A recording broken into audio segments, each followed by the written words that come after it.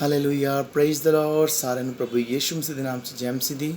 ਸੋ ਪ੍ਰਭੂ ਦਾ ਧੰਨਵਾਦ, ਖੁਦਾਵੰਦ ਪ੍ਰਭੂ ਯੀਸ਼ੂ ਮਸੀਹ ਦਾ ਸ਼ੁਕਰ ਹੈ ਕਿ ਪ੍ਰਭੂ ਯੀਸ਼ੂ ਮਸੀਹ ਨੇ ਸਾਨੂੰ ਅੱਜ ਦਾ ਸੁੰਦਰ ਦਿਨ ਦਿੱਤਾ ਹੈ। ਇਸ ਲਈ ਅਸੀਂ ਪ੍ਰਭੂ ਯੀਸ਼ੂ ਮਸੀਹ ਦਾ ਧੰਨਵਾਦ ਕਰਦੇ ਹਾਂ। ਸੋ ਪਿਆਰੇ ਜੀਜ਼ੋ, ਅੱਜ ਦੇ ਬਚਨ ਵਿੱਚੋਂ ਅਸੀਂ ਪੜ੍ਹਾਂਗੇ, ਲੇਕਿਨ ਬਚਨ ਪੜ੍ਹਨ ਤੋਂ ਪਹਿਲਾਂ ਆਪਾਂ ਛੋਟੀ ਪ੍ਰਾਰਥਨਾ ਕਰਦੇ ਹਾਂ ਕਿ ਪਰਮੇਸ਼ਵਰ ਅੱਜ ਦੇ ਬਚਨ ਦੁਆਰਾ ਤੁਹਾਨੂੰ ਬਲੈਸ ਕਰੇ, ਕਿਉਂਕਿ ਬਾਈਬਲ 'ਚ ਲਿਖਿਆ ਕਿ ਵਿਸ਼ਵਾਸ ਕਰਨ ਵਾਲੇ ਲਈ ਸਭ ਕੁਝ ਹੁੰਦਾ ਹੈ। ਔਰ ਜਿੰਨੇ ਲੋਕ ਵਿਸ਼ਵਾਸ ਦੇ ਦੁਆਰਾ ਇਸ ਬਚਨ ਨੂੰ ਸੁਣਨਗੇ ਔਰ ਰਿਸੀਵ ਕਰਨਗੇ, ਖੁਦਾ ਦੀਆਂ ਵੱਡੀਆਂ ਬਰਕਤਾਂ ਔਰ ਨਿਯਮਤਾਂ ਵਿਸ਼ਵਾਸ ਦੇ ਦੁਆਰਾ ਉਹਨਾਂ ਦੀ ਜ਼ਿੰਦਗੀ 'ਚ ਆਉਣਗੀਆਂ। ਹੁਣ ਅੱਖਾਂ ਨੂੰ ਬੰਦ ਕਰਦੇ ਹਾਂ, ਛੋਟੀ ਪ੍ਰਾਰਥਨਾ ਕਰਦੇ ਹਾਂ। ਪਿਆਰੇ ਪਿਤਾ ਪਰਮੇਸ਼ਵਰ, ਤੁਹਾਡਾ ਧੰਨਵਾਦ ਕਰਦੇ ਹਾਂ ਅੱਜ ਦੇ ਸੁੰਦਰ ਦਿਨ ਵਾਸਤੇ ਪਿਤਾ ਪਰਮੇਸ਼ਵਰ, ਕਿਉਂਕਿ ਤੁਹਾਡੇ ਬਚਨ 'ਚ ਲਿਖਿਆ ਕਿ ਵਿਸ਼ਵਾਸ ਕਰਨ ਵਾਲੇ ਲਈ ਸਭ ਕੁਝ ਹੁੰਦਾ। ਪ੍ਰਭੂ ਤੇਰੀ ਸਾਮਰਥ ਦੁਆਰਾ ਜਿੰਨੇ ਲੋਕ ਅੱਜ ਦੇ ਬਚਨ ਨੂੰ ਸੁਣਨ, ਰਿਸੀਵ ਕਰਨ, ਪ੍ਰਭੂ ਤੇਰੀ ਵੱਡੀ ਆਸ਼ੀਸ਼ ਨਾਲ ਭਰ ਜਾਣ। ਤੁਹਾਡਾ ਪਵਿੱਤਰ ਅਭਿਸ਼ੇਕ ਇੱਕ ਨੂੰ ਛੂਏ ਔਰ ਬਲੈਸ ਕਰੇ। ਤੁਹਾਡੇ ਨਾਮ ਵਿੱਚ ਮੰਜ਼ਲਾਲ ਦਿੰਦੇ ਪ੍ਰਾਰਥਨਾ ਪ੍ਰਭੂ ਯੀਸ਼ੂ ਦੇ ਨਾਮ 'ਚ ਮੰਗਦੇ ਹਾਂ, ਆਮੀਨ। ਸੋ ਪਿਆਰੇ ਜੀਜ਼ੋ, ਅੱਜ ਅਸੀਂ ਗੱਲ ਕਰ ਰਹੇ ਹਾਂ ਬਚਨ ਦੇ ਵਿੱਚੋਂ ਕਿ ਵਿਸ਼ਵਾਸ ਦੇ ਦੁਆਰਾ, ਕਿਉਂਕਿ ਅਸੀਂ ਅੱਜ ਕਿਤੇ ਵੀ ਜਾਈਏ, ਕੋਈ ਵੀ ਕੰਮ ਕਰੀਏ, ਅਸੀਂ ਸਾਰਿਆਂ ਨਾਲੋਂ ਪਹਿਲਾਂ ਕਹਿੰਦੇ ਕਿ ਭਾਈ ਤੇਰਾ ਵਿਸ਼ਵਾਸ ਹੈਗਾ, ਕਿ ਭਾਈ ਤੂੰ ਇੱਦਾਂ ਕਰਨਾ ਤੇ ਤੇਰਾ ਵਿਸ਼ਵਾਸ ਹੈਗਾ। ਜਦੋਂ ਅਸੀਂ ਬਾਈਬਲ ਦੇ ਵਿੱਚ ਪੜ੍ਹਦੇ ਹਾਂ, ਪਵਿੱਤਰ ਬਾਈਬਲ ਦੇ ਵਿੱਚ ਵਿਸ਼ਵਾਸ ਦੇ ਬਾਰੇ ਸਾਨੂੰ ਕੀ ਦੇਖਣ ਨੂੰ ਮਿਲਦਾ ਹੈ?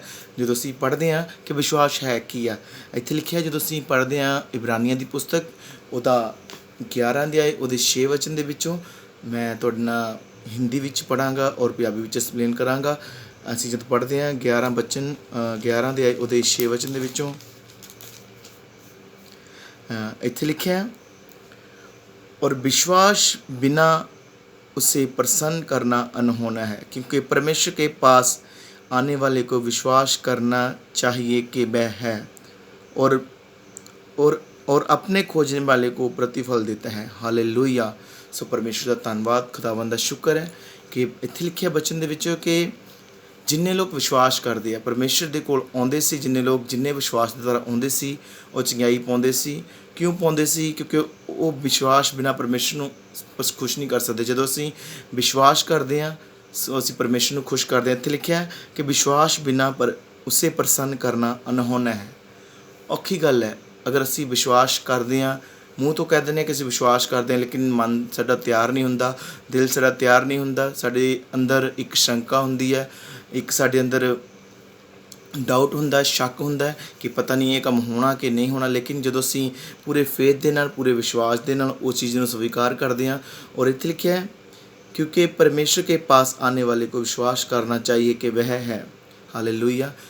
प्यारे जीजो, जो तुसी खुदावंद दी हजूरी विच जाने आ, उत्थे जाके जो तुसी विश्वास दे नाल बैठ के प्रार्थना करते हैं, बचनां नूं सुनते और रिसीव करते हैं विश्वास दे नाल, तो तुहानूं फेथ करना चाहिए कि जिहड़े वर्ड निकल रहे हैं खुदा दे दास दे मूँह चों, जिहड़े बचन निकल रहे हैं, ये परमेश्वर की आवाज़ आ।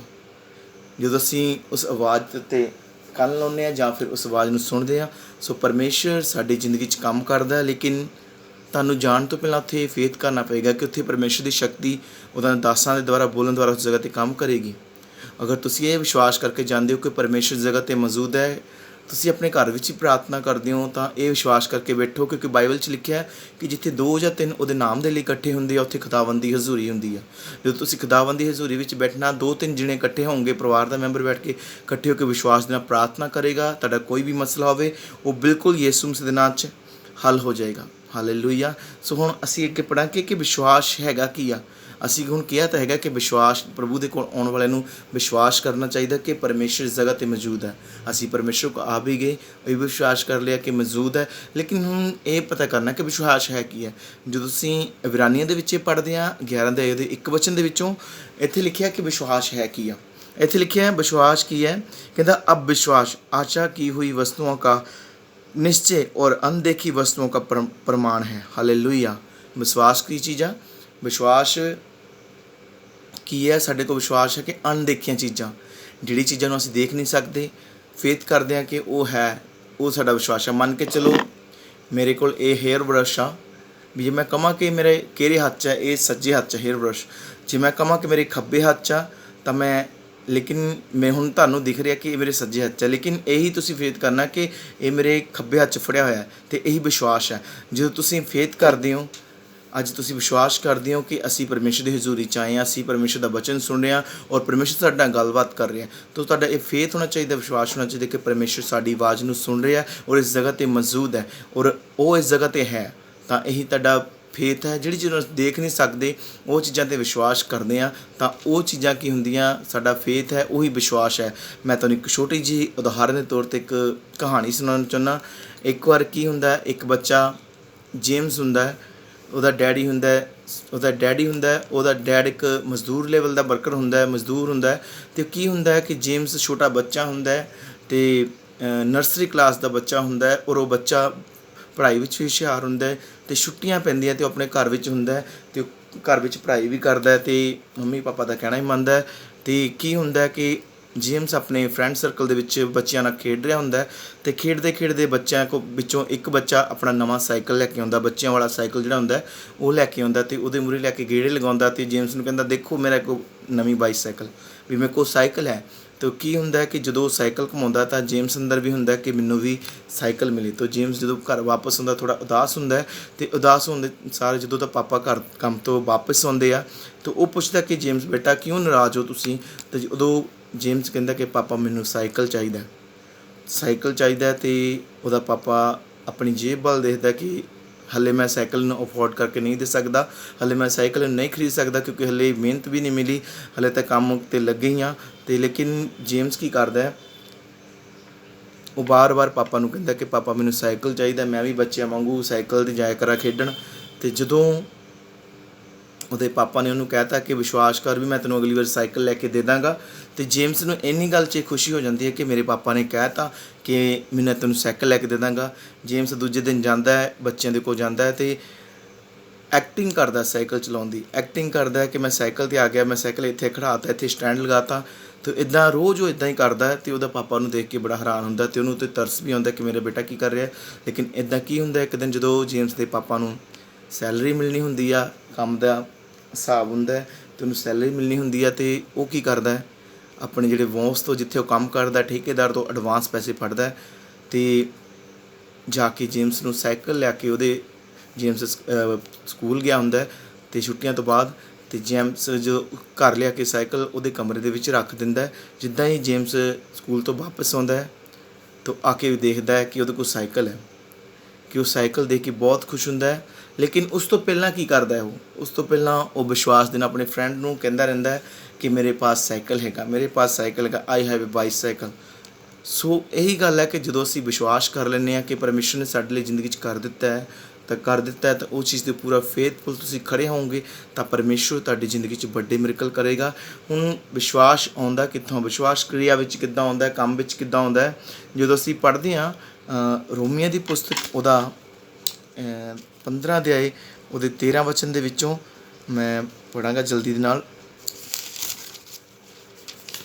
ਰੋਮੀਆਂ ਦੀ ਪੁਸਤਕ 15 ਦੇ ਉਹਦੇ 13 ਵਚਨ ਦੇ ਵਿੱਚੋਂ, ਹੁਣ ਅਸੀਂ ਜਾਣ ਲਿਆ ਕਿ ਅਸੀਂ ਵਿਸ਼ਵਾਸ ਬਿਨਾਂ ਪਰਮੇਸ਼ਰ ਨੂੰ ਖੁਸ਼ ਨਹੀਂ ਕਰ ਸਕਦੇ, ਔਰ ਵਿਸ਼ਵਾਸ ਕੀ ਆ, ਉਹ ਅਣਦੇਖੀਆਂ ਚੀਜ਼ਾਂ 'ਤੇ ਭਰੋਸਾ ਕਰਨਾ ਹੈ। ਜਿਵੇਂ ਅਸੀਂ ਮੰਨ ਕੇ ਚਲੋ ਅਸੀਂ ਹਵਾ ਨੂੰ ਦੇਖਦੇ ਨਹੀਂ ਲੇਕਿਨ ਉਹ ਕੰਮ ਕਰਦੀ ਹੈ, ਸਾਨੂੰ ਸਾਹ ਦਿੰਦੀ ਹੈ। ਜਿੱਦਾਂ ਇੱਦਾਂ ਹੀ ਅਸੀਂ ਪਰਮੇਸ਼ਰ ਨੂੰ ਨਹੀਂ ਦੇਖਦੇ ਲੇਕਿਨ ਉਹਦੀ ਸ਼ਕਤੀ ਸਾਡੀ ਜ਼ਿੰਦਗੀ 'ਚ ਕੰਮ ਕਰਦੀ ਹੈ। ਇੱਦਾਂ ਹੀ ਸਾਡਾ ਵਿਸ਼ਵਾਸ ਹੈ। ਜਦੋਂ ਅਸੀਂ ਪੜ੍ਹਦੇ ਹਾਂ ਰੋਮੀਆਂ ਦੀ ਪੁਸਤਕ ਉਹਦਾ 15 ਅਧਿਆਏ ਉਹਦੇ 13 ਵਚਨ ਦੇ ਵਿੱਚੋਂ, ਇੱਥੇ ਲਿਖਿਆ ਹੈ परमेश्वर जो आशा का दाता है, परमेश्वर जो आशा का दाता है तुम्हें विश्वास करने में सब प्रकार के आनंद और शक्ति से परिपूर्ण करे कि पवित्र आत्मा की सामर्थ से तुम्हारी आशा बढ़ती जाए। हालेलुया। जो ਅਸੀਂ ਕਿਸੇ ਚੀਜ਼ਾਂ 'ਤੇ ਆਸ਼ਾ ਕਰਦੇ ਹਾਂ, ਯਕੀਨ ਕਰਦੇ ਹਾਂ, ਵਿਸ਼ਵਾਸ ਸਾਡੀ ਜ਼ਿੰਦਗੀ 'ਚ ਕੰਮ ਕਿੱਦਾਂ ਕਰਦਾ ਹੈ? ਪਵਿੱਤਰ ਆਤਮਾ ਦੁਆਰਾ। ਪਵਿੱਤਰ ਆਤਮਾ ਸਾਡੀ ਜ਼ਿੰਦਗੀ 'ਚ ਕਿੱਦਾਂ ਆਉਂਦਾ? ਪ੍ਰਾਰਥਨਾ ਦੁਆਰਾ। ਇੱਥੇ ਲਿਖਿਆ ਹੈ ਪਰਮੇਸ਼ਰ ਜੋ ਆਸ਼ਾ ਕਾ ਦਾਤਾ ਹੈ। ਸਾਡੀ ਜ਼ਿੰਦਗੀ 'ਚ ਇੱਕ ਉਮੀਦ ਹੋਣੀ ਚਾਹੀਦੀ ਹੈ, ਆਸ਼ਾ ਹੋਣੀ ਚਾਹੀਦੀ ਹੈ ਕਿ ਸਾਡੀ ਜ਼ਿੰਦਗੀ 'ਚ ਇਹ ਕੰਮ ਡੈਫੀਨੇਟਲੀ ਹੋਏਗਾ। ਔਰ ਜਦੋਂ ਅਸੀਂ ਪੜ੍ਹਦੇ ਹਾਂ ਇੱਥੇ ਲਿਖਿਆ ਹੈ परमेश्वर जो आशा का दाता है तुम्हें विश्वास करने में सब प्रकार की आनंद और शांति से परिपूर्ण करे। हालेलुया। विश्वास साडी जिंदगी च कदों काम करेगा? जदों साडी जिंदगी च आनंद ते शांति होएगी। आनंद ते शांति सानू कित्थों मिलनी आ? वो परमेश्वर दे वचन तो मिलनी आ, प्रार्थना करन द्वारा मिलनी आ, और खुदा दी अधीनता विच रहन ते मिलनी आ। इसलिए साडे च विश्वास जदों होएगा सो साडी जिंदगी च आनंद भी आएगा, शांति भी आएगी, और उस दे द्वारा की होएगा साडी जिंदगी सब तो वड्डी गल एक उम्मीद जागनी जरूरी आ, आशा होनी चाहिए आ कि जो मैं विश्वास दे नाल मंग लवांगा जां कह दांगा वो खुदा दे कलाम द्वारा साडी जिंदगी च हो जाएगा, वो खुदा दे विश्वास करन द्वारा साडी जिंदगी च हो जाएगा। सो प्यारे अजीज़ो, ਇੱਥੇ ਲਿਖਿਆ है कि परमेश्वर जो आशा का दाता है तुम्हें विश्वास करने में सब प्रकार के आनंद और शक्ति से भरपूर्ण करे कि पवित्र आत्मा की सामर्थ से तुम्हारी आशा बढ़ती जाए। हालेलुया। सो प्यारे जीजो, पवित्र आत्मा ਦੀ ਸ਼ਕਤੀ ਦੇ ਨਾਲ ਸਾਡਾ ਵਿਸ਼ਵਾਸ ਵੱਧਦਾ ਇਨਕਰੀਜ਼ ਹੁੰਦਾ ਹੈ। ਹੁਣ ਅਸੀਂ ਦੇਖਦੇ ਹਾਂ ਕਿ ਕਿੱਦਾਂ ਵਿਸ਼ਵਾਸ ਵਿੱਚ ਬਹੁਤ ਸਾਰੀਆਂ ਐਗਜ਼ਾਮਪਲਾਂ ਆਉਂਦੀਆਂ ਬਾਈਬਲ ਦੇ ਵਿੱਚ। ਜਦੋਂ ਅਸੀਂ ਪੜ੍ਹਦੇ ਹਾਂ ਬਾਈਬਲ ਦੇ ਵਿੱਚ ਐਗਜ਼ਾਮਪਲ ਸਾਰਿਆਂ ਨਾਲੋਂ ਵੱਡੀ ਉਦਾਹਰਨ ਬਾਈਬਲ ਦੇ ਵਿੱਚ ਅਬਰਾਹਮ ਦੀ ਆ। ਉਹਨੇ 25 ਸਾਲ ਵਿਸ਼ਵਾਸ ਕੀਤਾ ਤੇ ਪਰਮੇਸ਼ਰ ਨੂੰ ਬੇਟੇ ਦੀ ਆਸ਼ੀਸ਼ ਦਿੱਤੀ। ਹਨੋਕ ਦੇ ਬਾਰੇ ਪੜ੍ਹਦੇ ਹਾਂ। ਹਨੋਕ ਵਿਸ਼ਵਾਸ ਦੁਆਰਾ ਜਿੰਦਾ ਅਸਮਾਨ ਨੂੰ ਉਠਾਇਆ ਗਿਆ। ਪਰਮੇਸ਼ਰ ਦੇ ਨਬੀ ਹੋਇਆ ਇਹ ਹਨੋਕ, ਉਹ ਜਿੰਦਾ ਅਸਮਾਨ ਨੂੰ ਉਠਾਇਆ ਗਿਆ, ਉਹਨੇ ਮੌਤ ਨਹੀਂ ਦੇਖੀ। ਅਗਰ ਉਹ ਇਹ ਚੀਜ਼ਾਂ ਕਰ ਸਕਦੇ ਆ ਪ੍ਰਭੂ ਯਿਸੂ ਮਸੀਹ 'ਤੇ ਵਿਸ਼ਵਾਸ ਕਰਨ ਦੁਆਰਾ, ਔਰ ਤੁਹਾਡੀ ਜ਼ਿੰਦਗੀ 'ਚ ਵੀ ਪਰਮੇਸ਼ਰ ਵੱਡੇ ਕੰਮ ਕਰੇਗਾ। ਇੱਥੇ ਲਿਖਿਆ ਕਿ ਵਿਸ਼ਵਾਸ ਕਰਨ ਦੁਆਰਾ ਸਭ ਕੁਝ ਹੋ ਸਕਦਾ ਹੈ।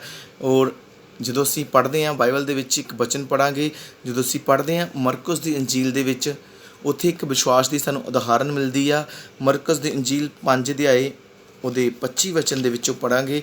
ਇੱਥੇ ਲਿਖਿਆ ਹੈ ਇੱਕ ਇਸਤਰੀ ਬਾਰੇ ਪੜ੍ਹਦੇ ਹਾਂ ਜਿਹਨੂੰ 12 ਸਾਲ ਤੋਂ ਲਹੂ ਬਹਿਣ ਦੀ ਬਿਮਾਰੀ ਸੀ ਔਰ ਉਹਦੇ ਨਾਲ ਬਹੁਤ ਜ਼ਿਆਦਾ ਪੀੜਤ ਸੀ। ਤੁਹਾਨੂੰ ਪਤਾ ਕਿ ਅੱਜ ਕਿਸੇ ਬੰਦੇ ਨੂੰ ਥੋੜ੍ਹਾ ਜਿਹਾ ਕਿਸੇ ਨੂੰ ਪ੍ਰੋਬਲਮ ਹੋ ਜਾਵੇ, ਕਿਸ ਦਾ ਖੂਨ ਨਿਕਲ ਜਾਵੇ ਤਾਂ ਉਹਨੂੰ ਕਿੰਨੀ ਕਮਜ਼ੋਰੀ ਹੋ ਜਾਂਦੀ ਆ। ਲੇਕਿਨ ਇਹ ਵਿਚਾਰੀ ਕਿੰਨੀ ਜੂਝ ਰਹੀ ਸੀ ਕਿ ਇਹਨੂੰ 12 ਸਾਲ ਤੋਂ ਲਹੂ ਬਹਿਣ ਦੀ ਬਿਮਾਰੀ ਸੀ। ਅਸੀਂ ਪੜ੍ਹਾਂਗੇ ਇਹਦੇ ਬਾਰੇ। ਇੱਥੇ ਲਿਖਿਆ ਜਦੋਂ ਅਸੀਂ 25 ਵਚਨ ਦੇ ਵਿੱਚ ਪੜ੍ਹਦੇ ਹਾਂ, 5:25 ਦੇ ਵਿੱਚ ਮਰਕਸ ਦੀ ਇੰਜੀਲ ਦੇ ਵਿੱਚ ਇੱਥੇ ਲਿਖਿਆ एक स्त्री थी जिसको 12 वर्ष से लहू बहने का रोग था और उसने बहुत वैद्यों से बड़ा दुख पाया और अपना सब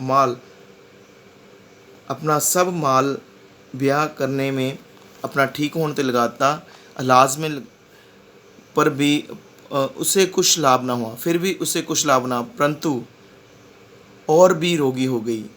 मैं यीशु के चर्चा सुनकर भीड़ में से पीछे से आई और उसके वस्त्र को छू लिया। हालेलुया। अच्छी 27 वचन पढ़ते हैं, कहता वह यीशु की चर्चा सुनकर भीड़ में से पीछे से आई और उसके वस्त्र को छू लिया, क्योंकि वह कहती थी यदि मैं उसके वस्त्र को छू लूँगी तो चंगी हो जाऊँगी। हालेलुया। इत्थे परमेश्वर का वचन सानू की आखता है कि ये रत बहन की औरत सी। 12 सालों तो ये परमेश्वर के 12 सालों तो इन्हूं लहू बहन की बीमारी सी। इन्हें बहुत सारे डॉक्टरों तो वैद्यां तो हकीमां तो इलाज करवाया, लेकिन इन्हूं कोई भी फर्क नहीं पिया।